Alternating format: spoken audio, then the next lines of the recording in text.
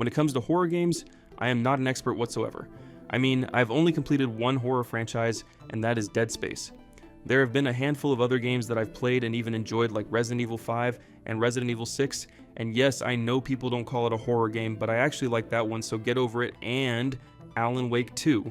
That is pretty much the extent of my horror catalog, but after playing Ghostwire Tokyo, I got to thinking, maybe I should play Tango Gameworks' other titles, and so I went back to 2014 and installed The Evil Within, a game that I had attempted to beat a couple times but gave up because I was a pussy. But now, armed with a wiser and more experienced mind and a chat that continuously interacted with me throughout my playthrough, which by the way, you can totally be a part of that over on TikTok where I stream most mornings at 4 a.m. Mountain Standard Time. I was able to complete the game without quitting this time around, and you know something?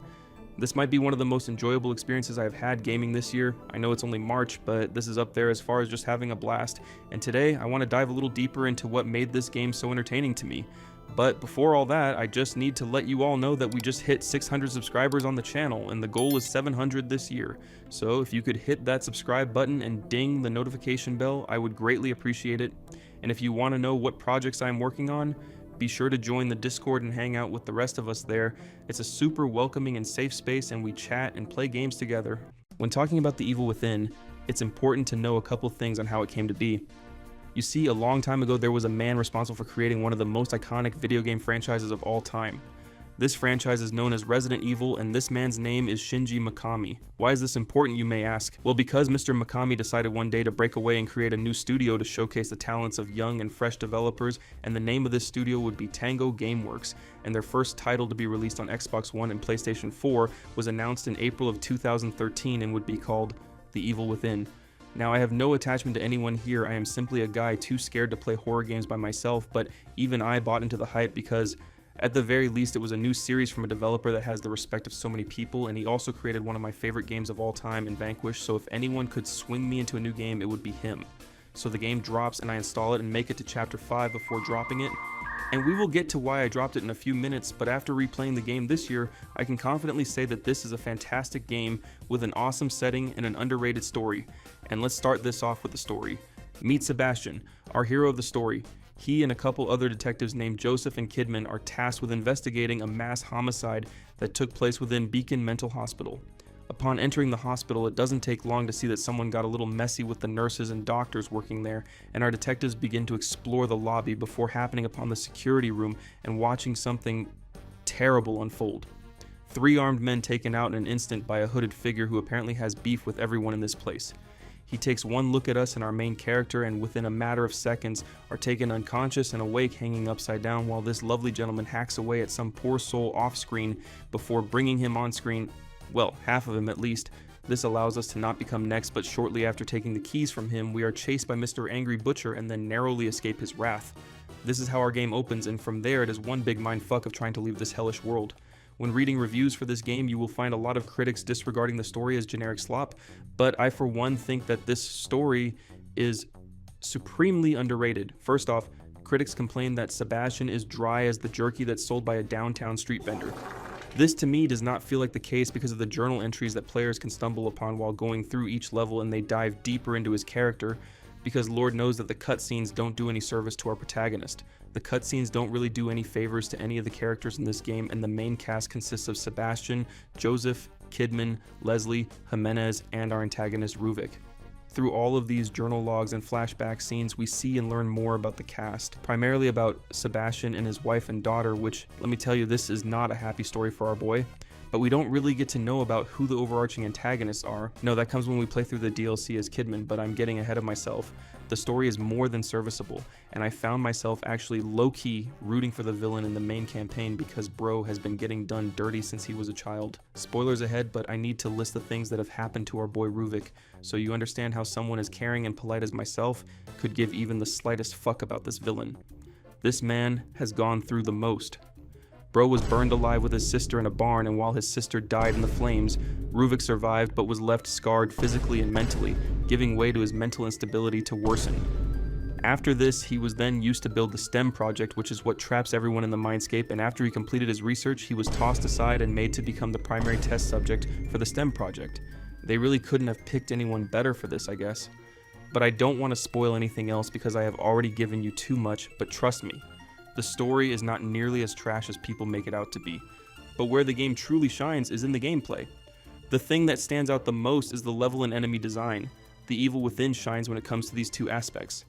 Let's start with the enemies that you'll be facing off against. The most common type are the Haunted. These are your standard zombie-like enemies that shamble towards you while also trying to take shots at you while you fumble around trying to shoot them in the head. Then you have the variant of these where they're beefy boys that take more damage to take down, and then you have the Invisible Haunted where you have to use your eyes to see fluctuations in the particles in the air, and this makes for really tense moments where you're just standing in a hallway, gun pointed forward, and just waiting to shoot at even the slightest bit of movement. Yes. Come on then. He sees me, but I don't see him. There he is. Come on. Bitch. Get back up. Oh, fuck you. The coolest enemy that isn't a boss are the doppelgangers. These hooded figures are dressed to look just like Ruvik, and upon spotting you, they unleash a path of arms that will grab you and instantly kill you if you're not careful. Lastly, my personally most hated enemy are the alter egos.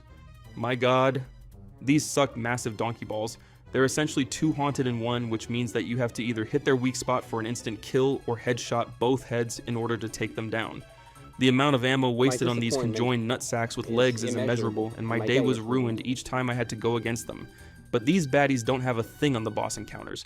I actually enjoyed each boss that I had to go toe-to-toe with, and they have such a unique design to them. Laura is a clear highlight with her multiple arms and long hair that drapes over her face, but encounters with the Keeper and the Amalgam are equally as cool and engaging. Even after dying to them, I was never frustrated. I was eager to jump back in and attempt the fight again. The encounters with the bosses and enemies wouldn't be as stellar as they are if it wasn't for some equally as stellar level design. Each instance of engagement with enemies is punctuated with the arena that players are trapped in. Almost every area in the game is a small, closed-off space with little room to maneuver around, forcing you to lock in and either take out the creature facing you or face the consequences instead. The only time where you aren't in a space the size of a studio apartment is when the game requires you to take out waves of attackers in rapid succession. Then the arena opens up, allowing you to make use of Sebastian's stamina that lasts, if upgraded, for at most 10 seconds to run around. I say if upgraded because there is indeed an upgrade system. At several points in the game, you will come across mirrors that act as a gateway to a safe space in a specific section in a mental hospital. Here you will meet Tatiana, a nurse that works there and says some weird shit here and there, but for the most part, it's the safest space in the whole game. And this is where you will be upgrading your abilities by sitting in this cool looking massage chair before being poked and prodded in the head by this really cool brain trap. Using green gel collected from dead bodies of the haunted and bosses, or from just finding them while scavenging in the various drawers and lockers, you can purchase different enhancements such as weapon accuracy, damage, ammo count, ammo reserves, maximum health, critical hit rates, and probably one of the most integral upgrades is stamina, which dictates how long you can sprint for. Bro, this man is a detective who worked his way up the ranks and has obviously been working very hard, and you're telling me that he can only run a max of 10 seconds?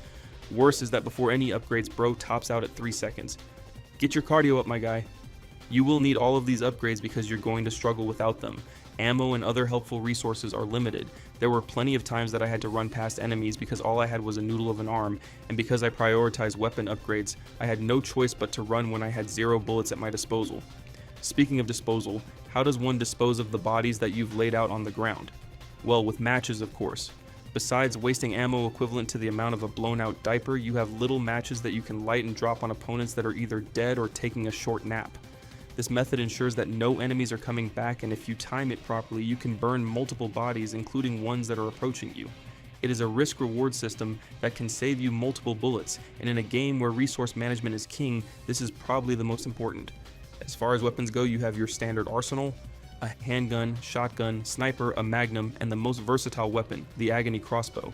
This thing is beyond useful because of the different bolts available to you. You got bolts that pierce enemies like Spider-Man did to the Green Goblin in that one movie. Bolts that light dudes on fire, and did I mention how important fire is in this game? Bolts that grant the power of Zeus and stun enemies with lightning. Bolts that poison dudes. I don't know what that looks like because I never used it, but I'm sure it's effective. Bolts that flashbang people, allowing you to finish them off with your knife. And my personal favorite, the explosive bolt which makes people go boom. The best part about the crossbow is that you can craft the bolts needed to use it, making it an invaluable tool when you're running on empty with your other weapons. Just be careful when trying to grab the resources needed from these traps, because one false move and you're cooked, brother. And all of these systems combine to make a comprehensive gameplay experience that makes it hard to put down. Unless you're a big weenie like I was the first time I tried playing the game way back when. Graphically, this game still holds up nicely. Sometimes I can't tell if I'm walking on dirt or someone's fecal matter because of all of the different shades of brown here, but the environments overall are distinct enough to keep you traversing the many dangers of STEM. But what doesn't really hold up are the facial expressions and the voice acting. Not that the voice acting held up that well in 2014 either. I mean, almost everyone in this game is trying, but I don't know if it's the writing or something, but for some reason this shit sounds off. I just can't put my finger on it. The sound design carries though. There isn't a whole lot of music, but there are a whole lot of sound effects. The sound of the shotgun blasting a dude backwards will never get old. And explosions have enough weight to make you feel like you're actually damaging whatever you're targeting. Uh-oh, I'm dead. I knew it. Too close to comfort. Plus, when it's quiet, you can hear when an enemy is trying to get the jump on you, or better yet, if an enemy isn't completely dead, you'll hear them writhing around on the ground behind you. Off of that, though. You don't have to start pulling it now, buddy. I stepped on that. He dropped another one right in front. Ah! You're cooked. Oh! That shit hurted. No! Oh my god.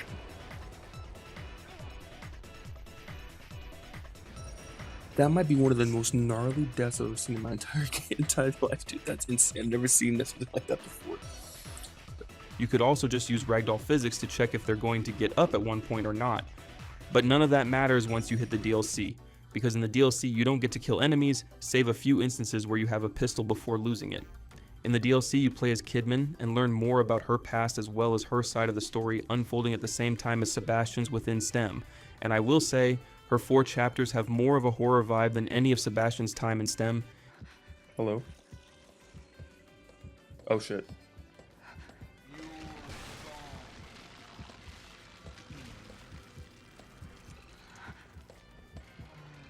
Did its stomach open up and eat him? Uh-oh. That's not. That's fire.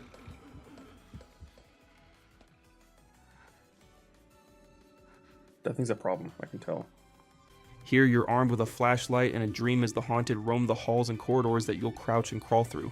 There's even a new enemy introduced, which is reactive to sound, and another boss that will have you stressed in certain moments where there is limited space and you just hold out, waiting for something to happen.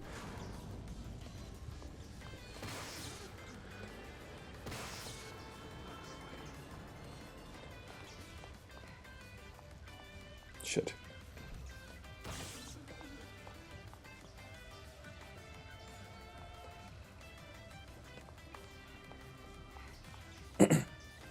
Come on, power. Shit. Come on, power. Power is now restored. Elevator is now in service. Oh my god. Thank you. Thank you. Bro. I can't go into detail about her story, but what I will say is that it gives us crucial information needed to understand her situation in The Evil Within 2 and the company responsible for all of this craziness that's going down. From how the main story goes with Sebastian. So you get to see like her from her perspective of what happened and why she's in there and Sebastian! Joseph! how are they not? Mobius. Oh. So they sent you to take the boy back.